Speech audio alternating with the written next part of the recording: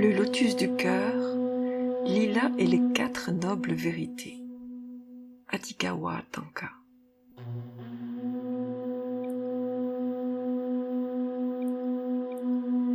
Le soleil du matin se levait à peine sur le monastère, baignant les montagnes environnantes d'une douce lumière dorée. Lila marchait pieds nus, dans les jardins bordés de fleurs sauvages. Ses cheveux châtain clair, longs et soyeux, dansaient au rythme du vent. Sa peau mate captait la lumière du jour, donnant à son visage rond et sensuel une aura presque irréelle. Ses yeux, cependant, laissaient apparaître un trouble, une tristesse qu'elle portait déjà depuis quelque temps, et elle venait chercher du réconfort dans cet environnement si paisible et inspirant. Elle aimait profondément la vie, la nature et la beauté sous toutes ses formes. Elle était un être entier, vibrant de passion et de sensualité, toujours prête à rire ou à s'offrir pleinement dans l'amour. Mais aujourd'hui, son cœur était lourd.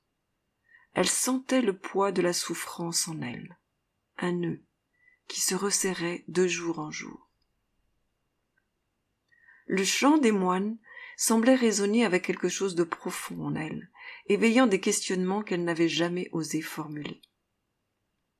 Elle se dirigea vers le son le plus proche, qui la mena à un petit temple en bois, où un moine, vêtu de sa robe safran, méditait en silence.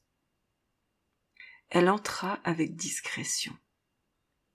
Une odeur d'encens flottait dans l'air et les sculptures en bois et nacre sur les murs donnaient à ce lieu une atmosphère sacrée.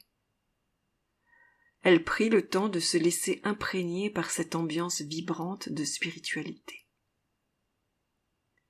Lila se sentit poussée intérieurement vers le moine assis en tailleur, qui accomplissait certains rituels avec ses mains, tout en psalmodiant des mots incompréhensibles, mais dont la mélodie fascinait son âme. Malgré sa timidité, elle osa s'approcher et s'assit délicatement à ses côtés. Son cœur battait fort dans sa poitrine. Elle n'avait jamais parlé de ses souffrances à quelqu'un d'extérieur à son cercle intime, mais quelque chose chez ce moine, qu'elle avait déjà croisé plusieurs fois dans les jardins du monastère, lui inspirait une confiance totale. Après un long silence, Tenzin se tourna vers elle en souriant.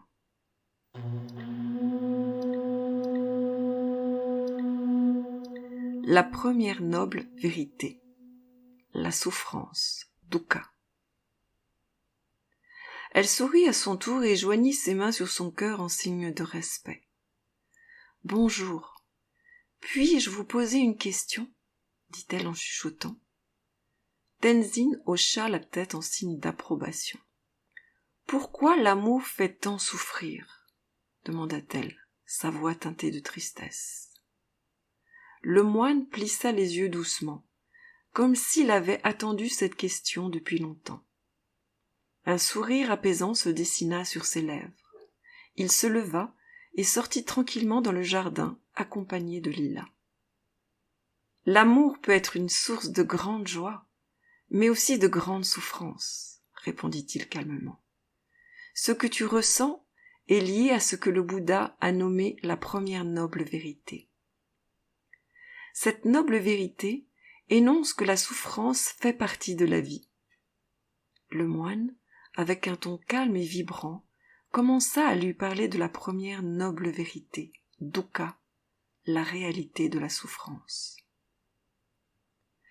Il ramassa une feuille morte qui venait de tomber devant ses pieds. « La première vérité, dit-il en observant la feuille, est que la souffrance fait partie de la vie. Cette feuille que je tiens dans ma main est la preuve que tout ce qui naît doit finir par mourir un jour. Tout être vivant souffre à un moment de sa vie. La maladie, la perte, l'insatisfaction, nous souffrons parce que nous sommes vivants. La souffrance est une part de l'existence. » Lila regardait les feuilles emportées par une brise légère tomber lentement sur le sol. cette lente chute des feuilles se détachant de leur arbre lui montrait en effet que ce qui avait été ne serait plus, que chaque être vivant souffrait au cours de sa vie, et que cela faisait en effet partie de la vie. Elle devait l'accepter au lieu de la rejeter. « Mais pourquoi aimer me fait si mal ?» demanda-t-elle la gorge nouée. « J'aime mon compagnon et il m'aime également. Cependant, il manifeste de la jalousie à mon égard, du contrôle, et cela engendre des disputes qui nous font souffrir tous les deux. J'aimerais tellement que nous nous fassions confiance et que mon envie de fuir cette situation si douloureuse cesse. » Tu cherches à échapper à la souffrance. Tu la refuses. Mais vois-tu, comme l'arbre accepte que ses feuilles tombent, il est nécessaire que tu acceptes que la souffrance soit inévitable sur le chemin de l'amour. Ce n'est pas en résistant que tu trouveras la paix, mais en accueillant la réalité de ce qui est. Lila accueillit cette vérité en réalisant combien c'était une évidence et aussi combien il n'était pas si facile d'accepter certaines réalités telles qu'elles étaient. De plus, elle se refusait de croire qu'il fallait rester là à subir cette réalité de la souffrance sans rien faire pour essayer de s'en libérer. La deuxième vérité, l'origine de la souffrance, Samudaya. Les jours passèrent et Lila revint souvent au monastère. Les chants et mantras avaient un effet apaisant sur elle, mais ses pensées étaient toujours remplies de confusion. Elle savait que son amour pour son compagnon était sincère, mais elle réalisait peu à peu que cet amour se transformait en une cage où elle étouffait sous le poids de ses propres attentes. Un après-midi, alors qu'elle retrouvait Tenzin pour une nouvelle conversation, elle lui confia. « Je comprends mieux que la souffrance fait partie de la vie, mais je ne sais pas comment me libérer de cette douleur.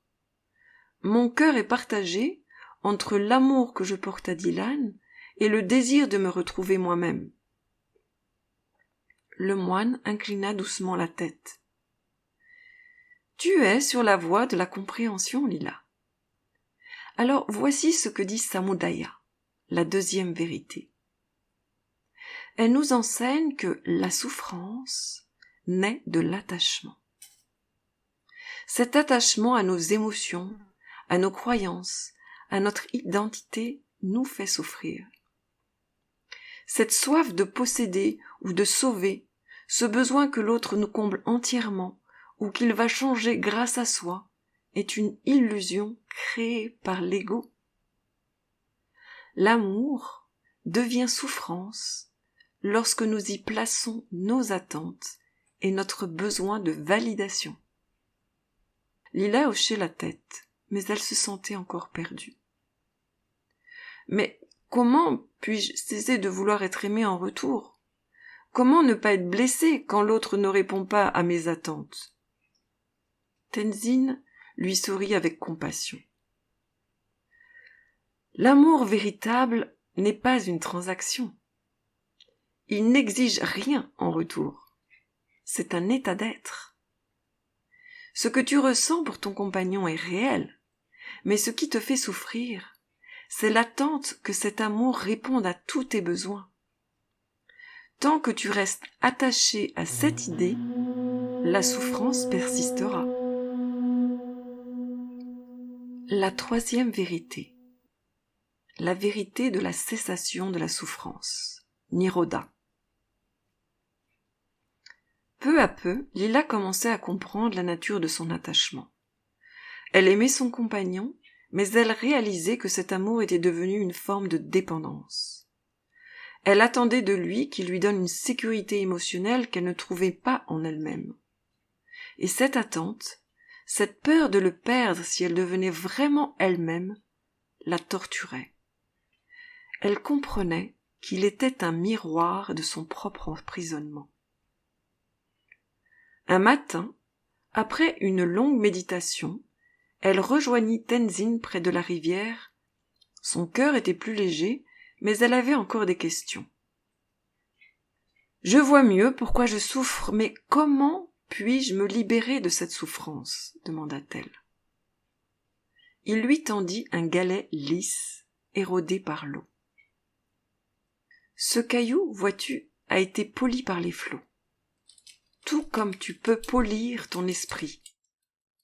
En lâchant prise sur tes croyances erronées et tes peurs, tu peux te libérer de la souffrance. L'amour n'a pas besoin d'être parfait pour être vrai. En acceptant l'imperfection et en relâchant tes attentes envers l'autre, tu peux trouver la paix. » Lila comprit à cet instant que la souffrance n'était pas une fatalité. Elle pouvait choisir de s'en libérer, de ne plus se laisser enchaîner par ses peurs et ses besoins d'amour et de reconnaissance. Le moine continua. La troisième vérité est Niroda. Elle nous enseigne que la souffrance en effet peut cesser. Tu peux trouver la paix en cessant de t'identifier à ton ego et en apprenant à t'aimer et te respecter, et surtout en cultivant la pensée de l'impermanence. L'amour véritable, celui qui libère, ne cherche ni à posséder, ni à contrôler. C'est simplement un don. Si tu cesses d'attendre que ton compagnon remplisse chaque vide en toi, tu découvriras un amour plus profond, plus pur. Lila prit un instant pour laisser entrer les paroles du moine. Elle les répéta intérieurement plusieurs fois, comme pour goûter à leur douce saveur. Elle sentait un nouveau flux d'énergie circuler dans son cœur, comme si ces mots révélaient une vérité qu'elle avait toujours connue au fond d'elle-même. L'amour ne devait pas être une prison, mais une libération.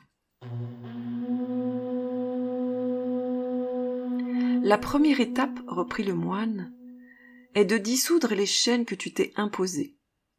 La peur de l'abandon, du rejet, sont des illusions que tu peux dissocier en te reconnectant à ta propre essence.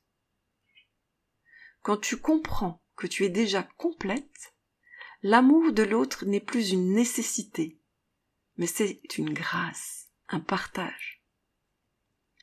Lila sentit les larmes monter, des larmes non pas de tristesse mais de soulagement. Pour la première fois, elle entrevit la possibilité de se libérer de ce cycle de souffrance. Elle aimait son compagnon, mais elle ne pouvait plus continuer à s'oublier pour lui. Elle devait retrouver sa propre lumière. « Et comment pourrais-je vivre cet amour avec lui ?» demanda-t-elle finalement, une lueur d'espoir dans la voix. « En apprenant à donner sans attendre en retour, et à recevoir avec gratitude. Il s'agit de se soutenir mutuellement dans la croissance spirituelle. Si ton compagnon est prêt à marcher à tes côtés, alors tu pourras construire un amour qui élève. Mais tu ne peux pas forcer cela. Il doit faire son propre chemin, tout comme toi. » Lila hocha la tête. Elle savait maintenant qu'elle devait d'abord guérir en elle-même ce qui avait été blessé. Elle se releva et remercia le moine avec un regard empli de gratitude. Son cœur retrouvait de la lumière, même si elle savait que son chemin vers la guérison ne faisait que commencer, mais elle sentait déjà la transformation opérer en elle. La quatrième vérité. La vérité du chemin menant à la cessation de la souffrance. Magga. À la lumière de cette nouvelle compréhension, Lila décida de suivre ce nouveau chemin, celui de la dissolution de ses chaînes intérieures, pour retrouver son pouvoir et sa responsabilité face à ses expériences. Elle comprit que pour aimer sans souffrir, elle devait d'abord trouver l'amour en elle-même. Cela ne signifiait pas qu'elle devait se détacher de son compagnon, mais qu'elle devait cesser d'attendre qu'il comble chacun de ses besoins et chacune de ses attentes. Elle comprit aussi que la jalousie de son compagnon et sa peur de la perdre étaient l'expression d'un manque d'estime de lui, et que lui seul pouvait réinvestir cette estime, quand bien même elle aurait donné le meilleur d'elle-même.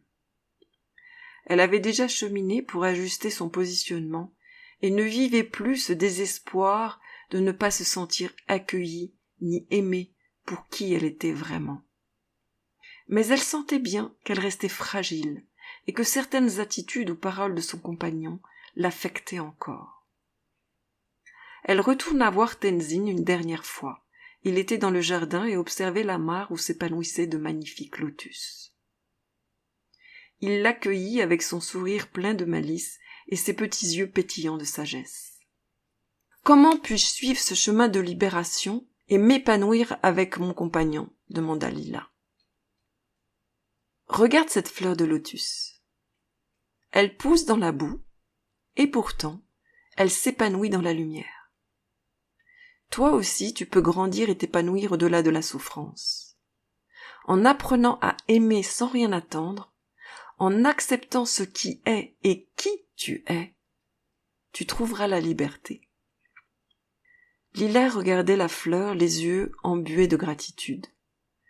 Elle comprit alors que l'amour n'était pas un piège. C'était une voie de transformation. Un chemin où elle pouvait apprendre à lâcher prise, à aimer librement et à retrouver sa propre lumière. Elle se sentait prête à suivre ce chemin de liberté, le cœur animé de la sagesse des enseignements du Bouddha. Le moine sourit voyant la transformation dans les yeux de Lila. Le chemin vers la cessation de la souffrance est celui du noble chemin octuple. Cela implique notamment de manifester la pensée juste, l'intention juste et la concentration juste. Cela exige une pleine conscience de chaque instant, un lâcher-prise de tes attentes et une connexion profonde à toi-même. Le moine posa son regard apaisant sur Lila et dit encore : « Ce que tu vis, Lila, actuellement, est le reflet d'une lutte intérieure, tant pour toi que pour ton compagnon. La jalousie, le besoin de contrôle, naissent de la peur, une peur qui se nourrit de l'illusion de perte. » Il prit une pause, observant le vent qui caressait les feuilles des arbres, comme pour accompagner ses mots. « D'abord, souviens-toi que l'amour authentique ne demande jamais à l'autre de se diminuer ou de se cacher. Le véritable amour est une union sacrée qui offre la liberté à l'autre de rayonner sans condition ni chaîne. Mais pour cela, il te faut entrer dans ta propre vérité et poser un premier accord avec toi-même. Ne laisse jamais la peur de l'autre devenir ta cage. La belle Lila sentit un léger frisson parcourir son cœur, comme si ces paroles résonnaient en elle avec une clarté nouvelle. Mais comment puis-je poser cet accord alors que il ne voit pas ses peurs ni ses projections ? Le moine poursuivit avec sérénité. Le deuxième accord que tu dois réaliser, c'est que tu n'es pas responsable des émotions de l'autre. Son contrôle, sa jalousie, ce sont ses ombres, non les tiennes. Ne prends pas ses peurs pour des vérités pour toi. S'il te contrôle, c'est qu'il a peur de ne pas être assez pour toi, mais cela ne doit jamais te définir. Ton rôle est de rester dans ton centre, dans la vérité de qui tu es. Elle baissa les yeux, une larme roulant doucement sur sa joue. Et si je l'aime malgré tout, si je veux l'aider à sortir de ses peurs ? Tenzin sourit doucement, compatissant. Aimer quelqu'un, c'est aussi respecter son propre chemin. Ne donne pas plus que tu ne peux recevoir, Lila. C'est le troisième accord. Donner en excès, par besoin de sauver, c'est t'épuiser, c'est nier ton propre espace de croissance. Toi aussi tu mérites de recevoir. L'amour vrai ne demande jamais de sacrifice, mais invite à l'équilibre entre donner et recevoir. Lilas ressentit que son cœur s'allégeait, comme si un fardeau invisible avait disparu. Mais une question qu'elle n'avait jamais osé formuler à voix haute la taraudait depuis le début des rencontres. Et si je ne peux plus supporter cette situation? Le moine la regarda attentivement dans les yeux. Son regard perçait comme s'il voyait au-delà du voile de souffrance. Le 4e accord, le plus difficile à accepter, est celui de la liberté sacrée. Parfois, aimer quelqu'un, c'est aussi savoir quand se détacher pour que chacun puisse trouver sa propre liberté intérieure. Si l'autre n'est pas encore prêt à se libérer de ses chaînes, cela ne veut pas dire que tu dois t'enfermer avec lui. La liberté est la tienne, comme la sienne, est la plus grande offrande que l'amour puisse faire. Lila sentit alors son cœur battre plus fort, comme si ses paroles ouvraient une porte intérieure qu'elle n'avait jamais osé franchir. Elle nota précieusement les enseignements de sagesse du moine. J'accepte que la souffrance fasse partie de l'existence. Je libère et je lâche l'attachement et l'identification à mon ego, au désir de perfection et de reconnaissance extérieure. Je suis présente à mes pensées et mes émotions, et je les laisse couler comme un flux, car je sais que tout est impermanent.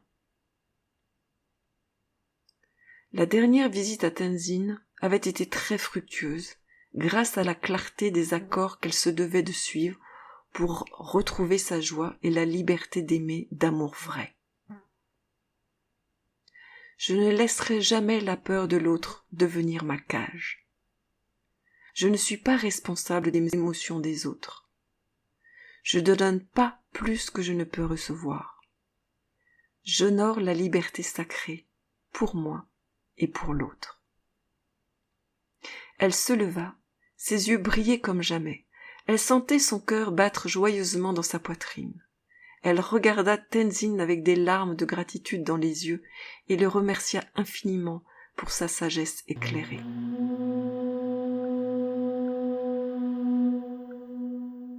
Vers l'amour sacré. Des mois plus tard, Lila se sentait changée. Elle aimait toujours son compagnon, mais elle avait appris à s'aimer elle-même d'abord.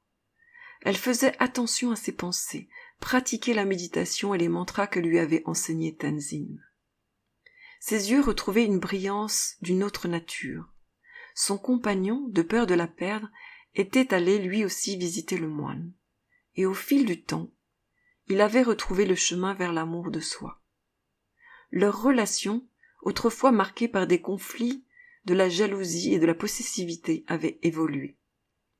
Lila et son compagnon continuaient leur chemin ensemble, mais cette fois-ci, ils le faisaient avec légèreté, avec respect et complicité. Ils communiquaient sur leurs découvertes et leurs victoires. Une profonde confiance prenait racine dans la liberté sacrée qu'ils s'accordaient. Ils avançaient chacun et ensemble vers leur espace intérieur respectif. Le cœur de Lila s'était ouvert tel le lotus. Elle se sentait guidée et bénie. Elle savait désormais comment accueillir les moments de chaos sans s'y perdre et voyait les événements délicats de sa vie comme des opportunités pour grandir. Sa vie devenait une aventure où la magie de l'amour transformait ce qui auparavant aurait été des épreuves insurmontables en une aventure spirituelle épanouissante. Elle s'entraînait chaque jour à veiller à sa parole juste, à sa pensée juste. Avec la sagesse du cœur, elle se laissait porter par le flux, avec de plus en plus de joie et d'émerveillement sur le chemin de l'éveil.